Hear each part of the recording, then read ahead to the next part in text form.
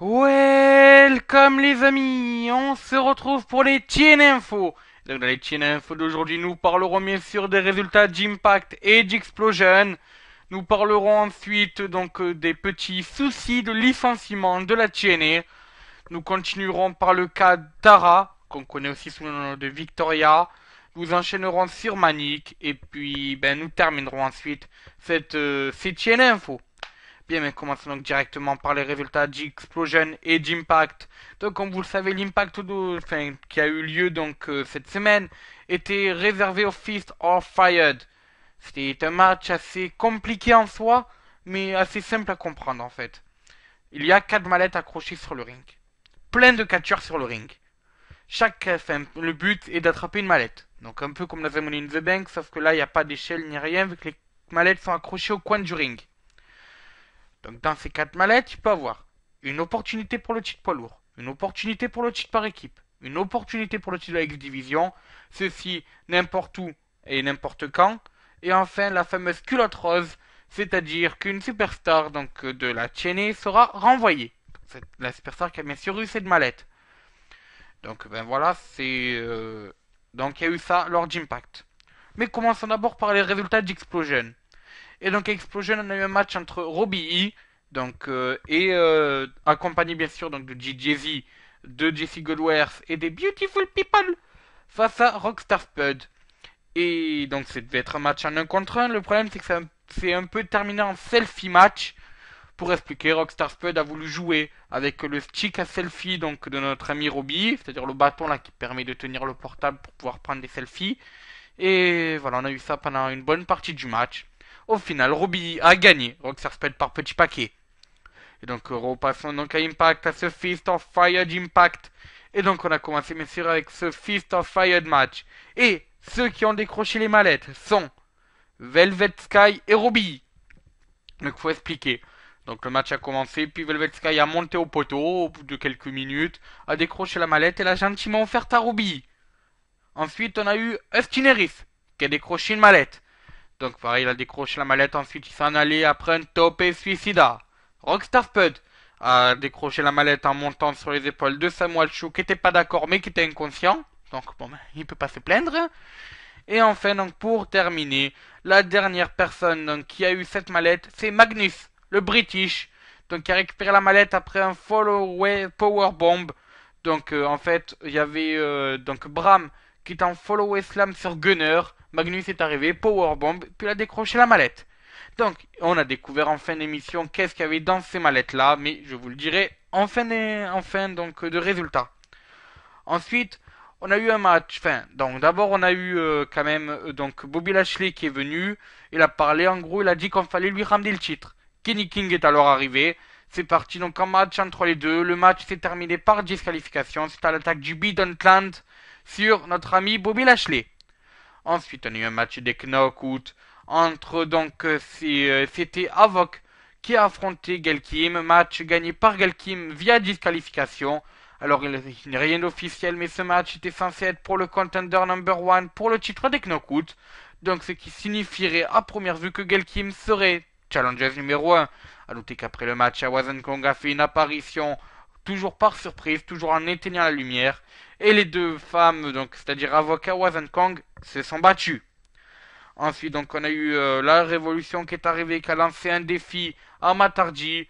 Matarji est alors arrivé quelques temps après. Et donc, on a eu Matarji contre James Storm. Match gagné par... non, match intervention de Jeff Hardy. C'est parti en bêtise. Enfin, match gagné par petit paquet de la part de Matarji. À la fin du match, James Storm propose sa main à Matarji. Ce dernier refuse. Intervention de la Révolution qui s'attaque à Matarji.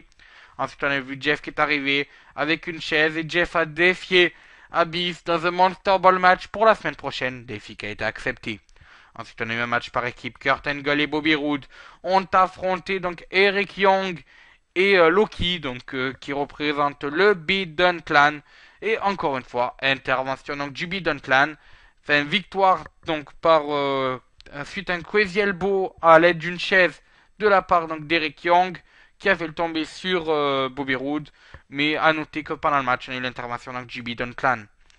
Et donc enfin on a eu d'abord la révélation donc des mallettes, ensuite un combat dans les rues de New York entre Bobby Lashley et MVP. À noter que le Beat Clan est intervenu tout comme Bobby Roode et notre ami Kurt Angle. Ce match n'a bien sûr pas eu de vainqueur vu que c'était un match non officiel. Enfin donc passons au résultat du Fist of Fire. On a commencé par la mallette 4, ce qui a un peu étonné Rockstar Spud, mais bon c'est pas grave, c'était lui qui avait la mallette. Et on a appris que Rockstar Spud aurait une opportunité pour le titre de la X-Division. A noter quand même que plus tôt dans le show, durant un segment, Rockstar Spud est venu aider Jeremy Borash dans ce qui était censé être son match, mais qui n'a pas été un match. Et donc Andrew Matthews est venu aussi aider notre ami Jeremy Borash. Andrew Matthews était bien sûr le vainqueur de British Bootcamp 2. Donc Rockstar Spud aura une opportunité quand il veut, où il veut, pour le titre de X-Division.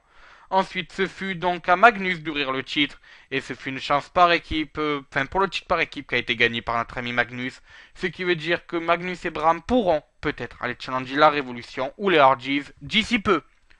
Ensuite, il en restait donc plus que deux, Robbie et Austin Harris.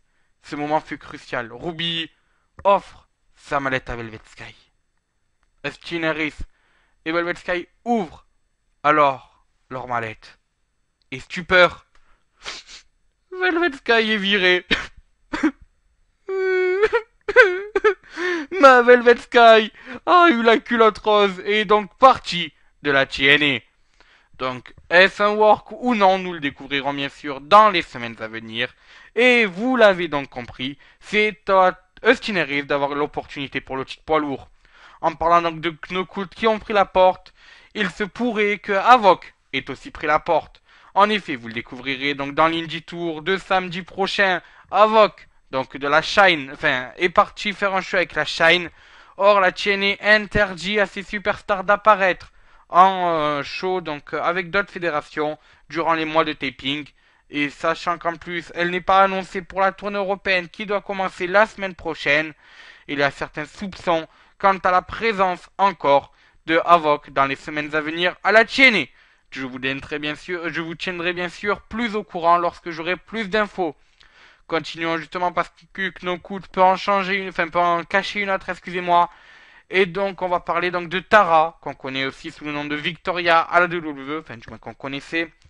Donc comme vous le savez, Victoria fait un petit passage à la TNA. Et on peut dire que maintenant c'est pas du tout l'amour fou entre ces deux. Déjà, Victoria reproche plein de choses à Dixie Carter et la TNA. Alors bon, on va pas tout dire non plus. En gros, elle dit qu'on lui a pas fait assez de pub pour son restaurant, qu'elle a pas eu assez de spotlight. Bref, elle nous a fait une punk et elle a râlé sur la TNA. Alors est-ce qu'une guerre s'est déclarée entre Victoria et la TNA? Est-ce que Dixie Carter va apprécier les propos de Victoria? Nous découvrirons cela dans les semaines à venir. Enfin, donc, terminons cette émission avec une personne qui, à l'opposé, est très content de ce qui se passe à la TNA. En effet, Manic, donc TJ Perkins pour son nom sur le circuit indépendant, est lui très content de la TNA. Il a même dit dans une interview, et je cite mot pour mot, attention, la TNA a sauvé ma vie. Alors oui, peut paraître assez étonnant, mais il raconte que lorsqu'il a commencé à catcher, il gagnait pas beaucoup et tout, et que la TNA lui a permis vraiment d'avoir du spot, la TNA lui a permis vraiment de gagner de l'argent, et que maintenant il est fier d'être dans cette fédération, et qu'il trouve dommage que certaines personnes reprochent à la TNA d'avoir tué les talents, parce que lui, il s'estime être un talent, et il s'estime que la TNA lui a sauvé la vie. Bien sûr, on sait que la TNA a un peu, tendance à pas donner assez de spotlight à des vrais talents. Donc on peut voir ça avec James Storm par exemple, ou Mr. Anderson qu'on voit plus trop en ce moment. Mais pour Manic, c'est l'effet inverse, vu que Manic a du spotlight à la TNA. Tant mieux pour lui d'ailleurs. Et donc bravo à CJ Perkins, et puis bonne continuation bien sûr à sa carrière. Sur ce, bonne semaine à vous, vu que c'est la fin des TNA Info. On pourra se retrouver bien sûr toute la semaine pour les Indie Tours. Et moi je vous dis, à ciao, bonsoir les amis.